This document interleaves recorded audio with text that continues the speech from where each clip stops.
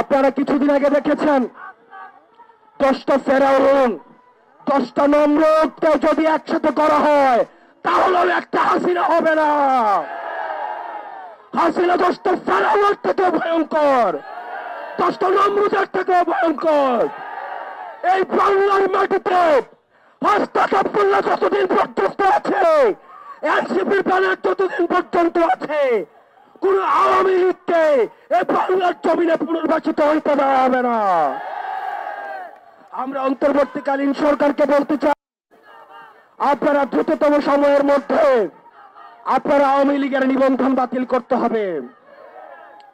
আওয়ামী লীগকে বিচার প্রক্রিয়ার মধ্য দিয়ে আওয়ামী লীগ বিষয়ে আপনাদেরকে সিদ্ধান্ত নিতে হবে। আওয়ামী লীগের বিচার প্রক্রিয়ার মধ্য দিয়ে আওয়ামী লীগকে নিষিদ্ধ করতে হবে। আমরা আবারও বলতে চাই, আওয়ামী লীগ হচ্ছে একটা ট্রান্সপ্ল্যান্টেড, আওয়ামী লীগ হচ্ছে একটা ইমপ্ল্যান্টেড শক্তি, একটা ইম্পোর্টেড শক্তি।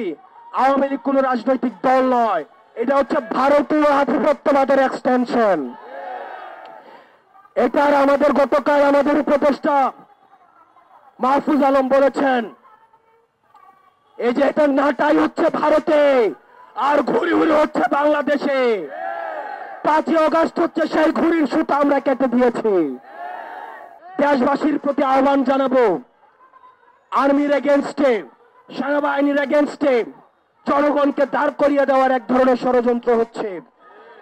আমরা বলতে চাই, আমাদের অবস্থান সেনাবাহিনীর বিরুদ্ধে নয়, বরং সেনাবাহিনীকে দিয়ে আমাদের দেশে তাদেরকে অপব্যবহার করে কোন ষড়যন্ত্র যদি করতে চায়, আমাদের অবস্থান সেটির বিরুদ্ধে।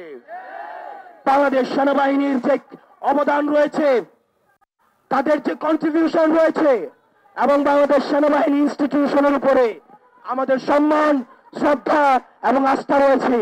আমরা বিশ্বাস করতে চাই তারা আমাদের এই আস্থার প্রতিদান দিবে।